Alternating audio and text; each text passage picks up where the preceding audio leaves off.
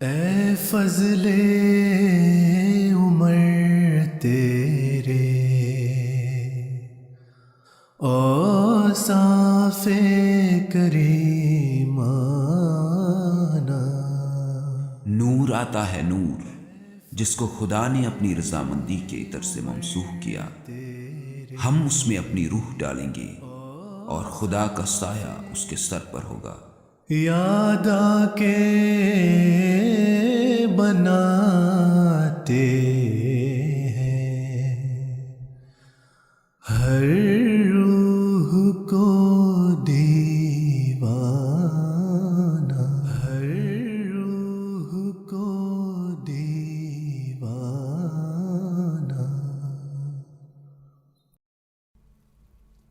13 مارچ سن 1914 جمعے کا دن تھا جب حضرت خلیفۃ المسیح اول رضی اللہ تعالی عنہ کی وفات عین جمعے کے وقت ہوئی۔ جماعت کے لیے یہ ایک نازک وقت تھا۔ مورخہ 14 مارچ سن 1914 عیسوی بروز ہفتہ قادیان میں حاضر الوقت احمدی احباب عصر کی نماز کے بعد انتخاب خلافت کے لیے مسجد نور میں جمع ہوئے۔ قریباً 2000 کا مجمع تھا۔ سب سے پہلے حضرت نواب محمد علی خان صاحب رضی اللہ تعالی عنہ نے حضرت خلیفۃ المسیح الاول رضی اللہ تعالی عنہ کی وصیت پڑھ کر سنائی، جس میں جماعت کو ایک ہاتھ پر جمع ہونے کی نصیحت تھی۔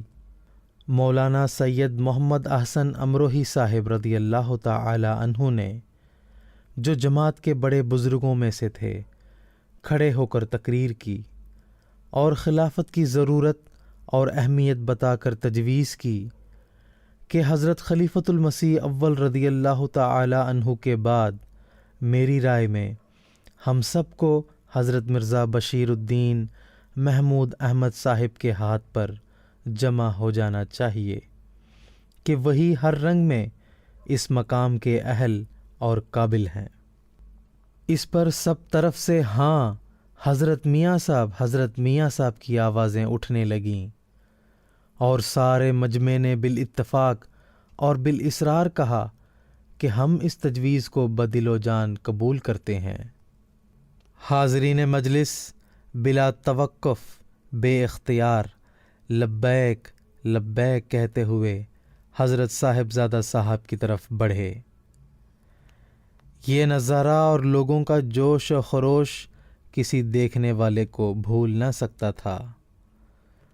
لوگ چاروں طرف سے بیعت کے لیے ٹوٹے پڑتے تھے اور یوں نظر آتا تھا کہ خدائی فرشتے لوگوں کے دلوں کو پکڑ پکڑ کر منشاء ایزدی کی طرف کھینچے لا رہے ہیں۔ اس وقت شوق کا یہ عالم تھا کہ لوگ ایک دوسرے پر گرے پڑتے تھے۔ چاروں طرف سے آواز اٹھ رہی تھی کہ حضور ہماری بیعت قبول کریں، حضور ہماری بیعت قبول کریں۔ حضرت مرزا بشیر الدین محمود احمد صاحب نے چند لمحات کے تأمل کے بعد، جس میں ایک عجیب قسم کا عالم تفکر تھا، فرمایا، مجھے تو بیعت کے الفاظ بھی یاد نہیں۔ اس پر مولوی سید سرور شاہ صاحب رضی اللہ تعالی عنہ نے کہا، میں بیعت کے الفاظ بولتا جاتا ہوں، آپ ان کو دہراتے ہوئے لوگوں کی بیعت لینا قبول کریں۔